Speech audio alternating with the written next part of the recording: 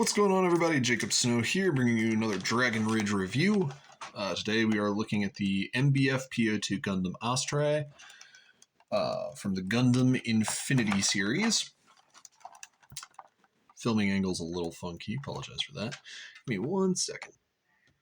There we go. So it's from the Gundam Infinity series from Bandai, based on... what's that say? Gunpla Warframe Gundam Battle. This is a part of a collector series for Gundam Seed, and it comes with a random Zaku chest, so that's pretty cool. This was $10 on Amazon. Part of the Zaku 2 series, collect all 5 and build. Build your own Gundam. You can take parts from this figure line, mix and match and reconfigure them, which is pretty dope. And this one in particular is Astray, which is really cool.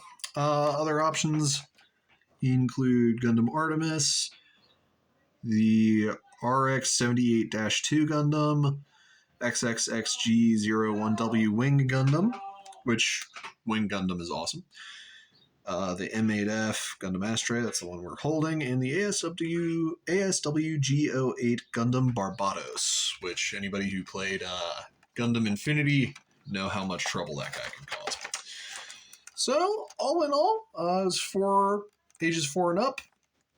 Only costs $10 on Amazon, and it's going to be part of a comparison series, which we will post the next video after a couple of days. So I'm going to pause it so we can open this extremely noisy packaging, and let's get on with it. Alrighty, so twofold things have happened. First, I discovered that my table isn't very level.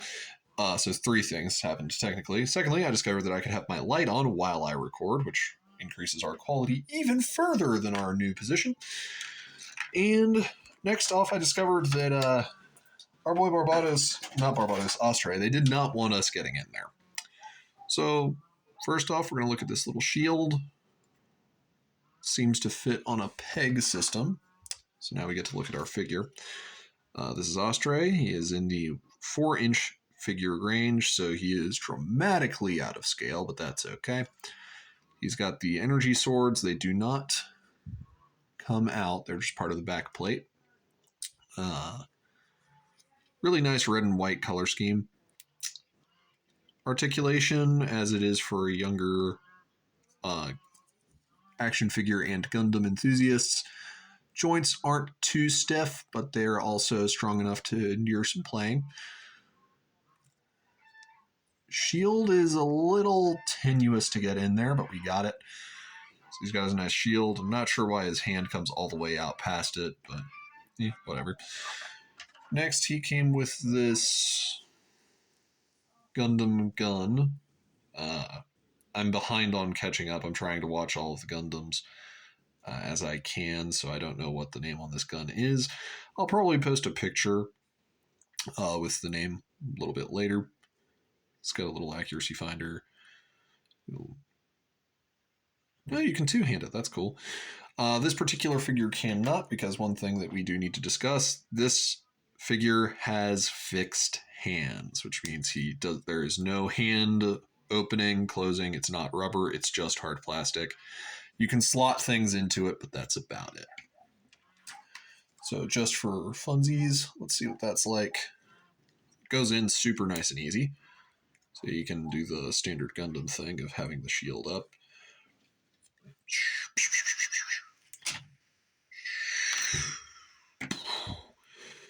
Now, we'll get to that in a minute. Next thing he came with is a katana and a sheath and... oops, no blade. That's fine. This is the... I call it the Jedi solution, because a lot of Star Wars figures in the early and mid-2010s featured, they would come with a lightsaber and a handle, so you didn't have to deal with the frustration that was the detachable lightsaber blade. That was super annoying. The thing always broke off. It's a nice scabbard. It's supposed to go on his side. Noticing there are a lot of little modular holes, so I really like that. So there we go. Now he's got his katana at his side. He's got his sword. Oops, he's got a sword, Lord have mercy. He's got his shield. This is the full-size katana that he came with. Theoretically, the one he's going to be drawing, which is why, if you're doing like photo ops or whatever, you just take the handle out while he's holding it. Et voila. So it looks like that. I'm going to assume that this bottom, that bottom snap doesn't snap right off, but it pulls right off. So you can proceed to get this man a sword. Da, da, da, da. It is a little tricky to get back on. I will say that. But that's because I had it backwards, so that's fine. So now he's got his katana equipped. Very nice. Large weapon, as it should be. I'm not sure if this has a... Whoa there. I'm not sure if this has a slot for him to like put it on his back or something. Let's see. No, in a word. So he's supposed to hold this while he has this sheathed. I'm assuming the sword is the backup weapon. Very large, very impressive katana. Like it. Just from what action I've seen of Gundam so far, large bombastic weapon. Definitely suits the action. This is the Zaku chest plate. Which, not gonna lie, it's inspiring me to get more. Zaku is my favorite Gundam. Every bit I watch that has Zaku in it, I just get happier. So it's got the arm joints, head spot, leg joints, which indicates to me that this is it's all ball socket, which is good. I prefer all ball socket to pins. Like, give me ball socket every day of the week.